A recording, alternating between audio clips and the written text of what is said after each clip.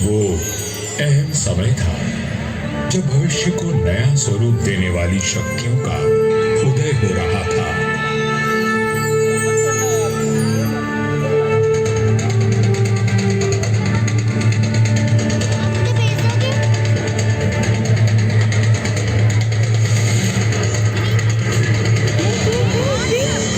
लोधी राजवंश ने दिल्ली की गद्दी संभाली। मध्य एशिया में बाबर का जन्म हुआ और राठौड़ कुल गौरव राव जोधा जी ने मेहरानगढ़ दुर्ग की नींव डालकर जोधपुर नगर की स्थापना की। 1459 ईस्वी में बना मेहरानगढ़ उत्तर भारत की राजनीतिक सरगर्मियों का साक्षी भी रहा और केंद्र भी। जोधपुर के आकाश में राठौड़ राजवंश का तेजवान सूर्य दमका, जिसका उदय मंडोर में हुआ था। मेहरानगढ़ की उत्तर पश्चिम दिशा में करीब 9 किलोमीटर का फासला तय करेंगे तो मैं अपने बचे हुए अवशेषों के साथ आपका स्वागत करूंगा। मैं किला हूं मंडोर का। मैं इतना प्राचीन हूं कि मुझे किसने बनवाया, कब बनवाया, ये किसी को भी याद नहीं। मंडोर की भूमि से आज भी अतीत के सिक्के, मंदिर के अवशेष, मूर्तियां प्राप्त होती रहती हैं। मंडोर संग्रहालय में प्राचीन भारत के सभी प्रतीकों को सहेज कर रखा गया है, ठीक वैसे ही जैसे मैंने अपने जीर्ण अवशेषों में अनेकों गाथाएं संभाल रखी हैं। अरावली की पहाड़ियों से घिरा मंडोर नगर मांडव्य ऋषि की तपोभूमि था और इसका प्राचीन नाम मांडव्यपुर था। महाभारत काल में यहां नागवंशियों ने राज किया और फिर गुप्त वंश ने इसे अपने बाहुबल से जीता। चौथी व छठी शताब्दी में हूणों का आगमन हुआ तथा परमारों ने इनके वैभव को बढ़ाया। मारवाड़ का विस्तार सबसे अधिक परमारों की समयावधि में हुआ और उस समय मारवाड़ को नवकोटि मारवाड़ भी कहा जाता था। तो 7वीं शताब्दी में प्रतिहारों ने यहाँ अपना साम्राज्य स्थापित किया और यहाँ के वैभव को बढ़ाया। मेरे साथ चलिए उस बीते हुए काल में जब यह तलवारें खड़कती थी, रणभेरी और नगाड़े कंपायमान होते थे, वीर हुंकार भरते। सन 1394 ईस्वी परिहारों की शक्ति अस्त हो रही थी। गुजरात के सूबेदार जफर खान ने दिल्ली की कमजोर सल्तनत के चलते मंडोर और नागौर को अपने कब्जे में ले लिया था। में परिहार नहीं, तुर्क आ बसे थे। जफर खान का हाकिम ऐबक खान मंडोर दुर्ग का किलेदार था, जो आए दिन अपनी क्रूरता का प्रदर्शन करता रहता था। पीड़ित किसान मंडोर के इंदा परिहार के प्रधान वीरराव भीमा गहलोत के पास मदद के लिए पहुंचे। राव हेमा जी, ये तुर्क हमसे मनमाना लगान वसूल करते हैं। आए दिन हमारी गायों को चुरा कर ले जाते हैं और अब अपने घोड़ों के लिए घास से लदी गाड़ियां मांग रहे हैं। हम तो बर्बाद हो जाएंगे। अपनी शक्ति पर इतना अभिमान कि उसे 3 किसानों पर आजमा रहा है। भैरू जी की सौगंध, जुल्म करने के लिए अब ऐबक खान जिंदा नहीं बचेगा।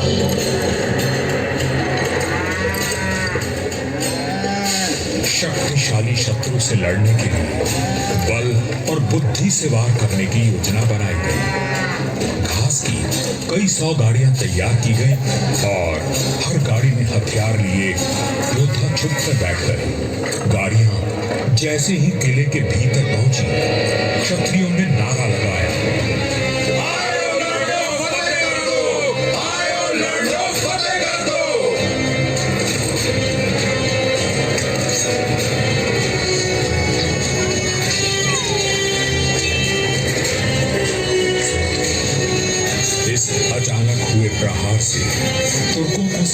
का अवसर भी न मिला।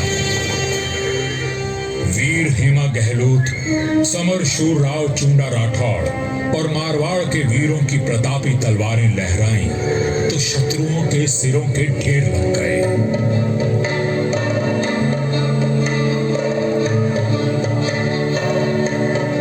इसी जीत की याद में आज भी मंडौर में राव महोत्सव मनाया जाता है।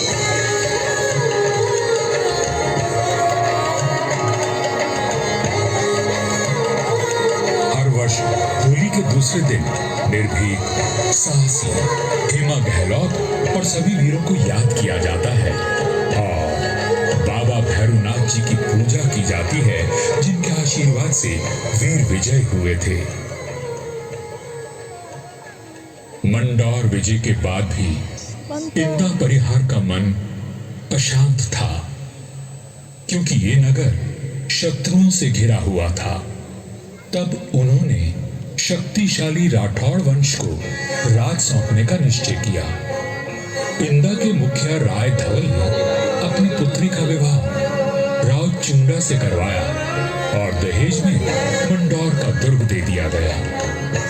राव हेमा गहलोत ने राव चुंडा का राज तिलक किया और भाटों में मंगल गान गाया। चुंडो चवई चाड़ दी मानो मरदाए छे इंदारो उपकार कब दज कदे न बिसरे चुंडो चवई और सामरिक सूझबूझ का परिचय देते हुए राव चुंडा ने अपने साम्राज्य को बढ़ाया और मंडौर को मारवाड़ की राजधानी बनाया। 1423 में नागौर के युद्ध में राव चुंडा वीर गति को प्राप्त हुए और उनके पुत्र कान्हा के बाद राजदंड राव रणमल ने संभाला।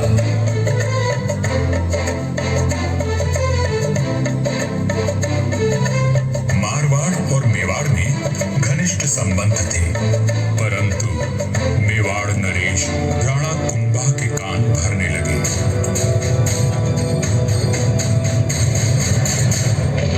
मुझे राव रणमल की नीयत ठीक नहीं लगती राणा। वो आपका राज हड़पना चाहता है।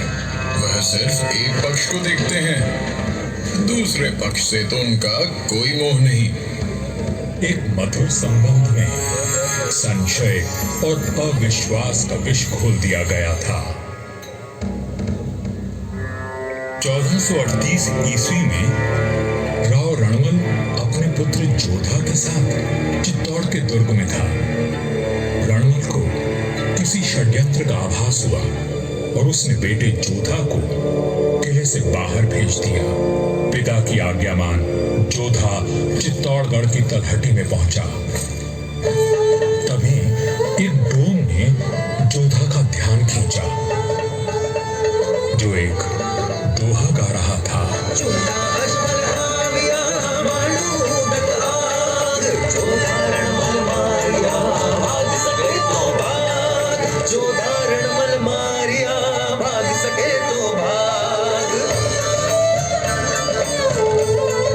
राणा कुंभा के निर्देश पर चुंडा ने राव रणमल की हत्या कर दी थी। पिता की हत्या का प्रतिशोध लेने की प्रतिज्ञा लेकर युवा जोधा मारवाड़ की ओर बढ़ चला, परंतु चुंडा उसका पीछा करता रहा। वह राणा कुंभा का ताऊ था और मारवाड़ का पुराना बैरी। काल बनकर मेवाड़ की विशाल सेना जोधा के पीछे पड़ी थी और वीरों का वंशज अपने 700 स्वामी भक्त लड़ाकों के साथ उनसे जूझ रहा था। विपत्ति के हर बवंडर को साथ कर जब जोधा मंडोर पहुंचा तो उसके पास केवल 7 सैनिक बचे थे, पर चुंडा यहां भी आ पहुंचा।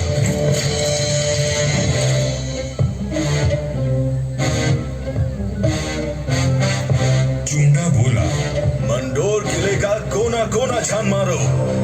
रणमल ने मेरे भाई राघव देव को मरवाया था, मैं उसके वंश का नाश कर दूंगा। हुजूर, जोधा जांगलू प्रदेश की ओर भाग गया है। आप कहें तो उसका पीछा करें। रहने दो, वहां रेतीले टीलों में भटक कर वो खुद ही मर जाएगा।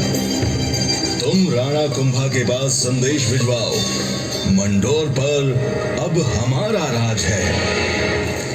पिता की निर्मम हत्या की पीड़ा और राज खो देने का अपमान लिए जोधा भटक रहा था।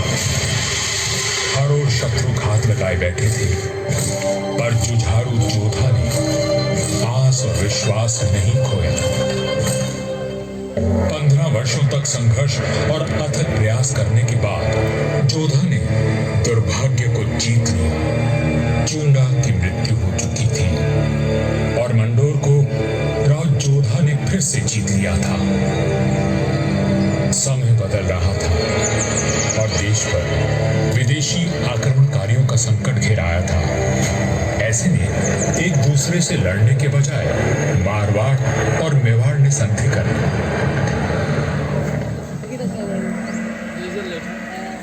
पर दूरदर्शी राव जोधा को कोई चिंता खाए जा रही थी और उस चिंता का कारण मैं यानी मंडोर का दुर्ग था। अरे किस सोच में डूबे हैं राव जी? अपने आसपास देखो, क्या दिखता है? आकाश, जंगल, पहाड़ियां। ये पहाड़ियां ही मेरी चिंता है। कई सौ साल पहले ये काफी ऊंची थी और किले तक पहुंचना कठिन था, पर भारी वर्षा और धूल भरी आंधियों ने इनका कद घटा दिया है। राव जोधा की बात पीड़ादायक परंतु सत्य थी। मैं भी अब बूढ़ा और कमजोर हो चला था, सो मेरा त्याग करके मेहरानगढ़ का निर्माण किया गया और ये सही फैसला था। भारत में जब मुगलों का आगमन हुआ तो राठौड़ राजवंश ने उनसे सीधी टक्कर ली और हार माने बिना संघर्ष करते रहे। इस सब में मेहरानगढ़ ने प्रमुख भूमिका निभाई। जोधपुर का इतिहास प्रेरणादायक वीर गाथाओं, त्याग और देशभक्ति के कीर्तिमान स्थापित करके इतिहास में अमर हो जाने वाले वीरों ने जोधपुर का सर सदा ऊंचा रखा है।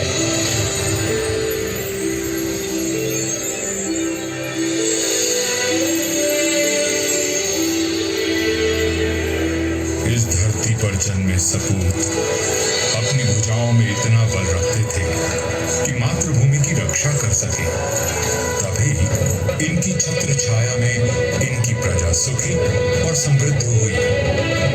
पर ये बात कम ही लोग जानते हैं कि फौलादी सीनों में कोमल भावनाओं का भी वास था। राजधर्म का पालन करने वाले तलवार के धनी इन रणधीरों के मन में नवसृजन और कला के प्रति प्रेम भी बसता था, जिसका प्रमाण आज भी उपस्थित है और इस धरती का सौंदर्य बढ़ाता है। महाराजा अजीत सिंह जी को उनकी सृजनात्मक ऊर्जा और निर्माणों के लिए याद किया जाता है। उन्होंने देवी देवताओं की साल, अजीत पुल, मय पुल और एक खंबा महल बनवाया एवं भेरू बावड़ी और भेरू मंदिर का जीर्णोद्धार करवाया।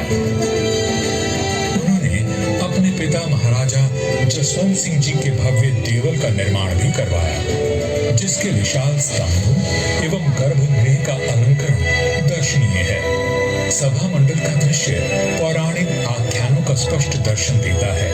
प्रस्तरों पर उत्कीर्ण भाव भंगिमाएं शिल्पकला का श्रेष्ठ उदाहरण है। महाराजा जसवंत सिंह जी द्वितीय ने मंडोर को दर्शनीय बनाने पर विशेष ध्यान दिया। उन्होंने मंडोर बाग में 100 से अधिक प्रजाति के वृक्ष लगवाए, जो उद्यान की अहमियत को और अधिक सुंदरता प्रदान करते हैं।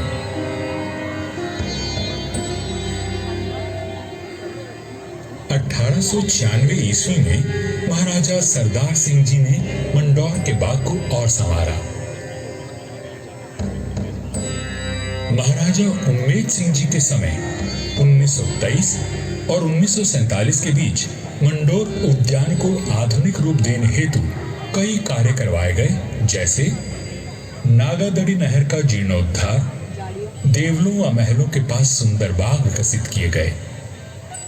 इसके साथ ही 4 दीवारी व दोनों मुख्य द्वारों का निर्माण हुआ। मारवाड़ नरेश राव गांगा राठौर जी ने कहा था, नाम तो गीतड़ा या भीतड़ा सूरवै। युगों तक मनुष्य की ख्याति या तो साहित्य सृजन से अथवा बड़े बड़े निर्माण कार्यों से रहती है। राठौड़ राजवंश अपने पराक्रम और निर्माण के लिए अमर रहेगा। मंदौर में स्थित की मिसाल युगों तक कायम रहेगी। जब वीरपुरी और नागपंचमी को यहाँ विशाल जनसमूह उमड़ता है, तो आज भी हमारे आत्मीय संबंध जीवंत हो उठते हैं। उनकी आंखों में उमड़े प्रेम और श्रद्धा को देखकर मन भाव विभोर उठता है। सदियों के संबंध आज भी अटूट हैं।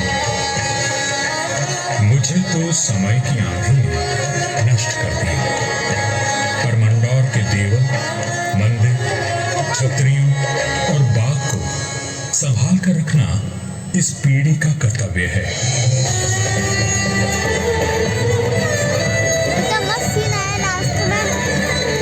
मंदौर दुर्ग है साक्षी, करता गौरव गान, कैसे कैसे वीर हुए थी कैसी उनकी शान।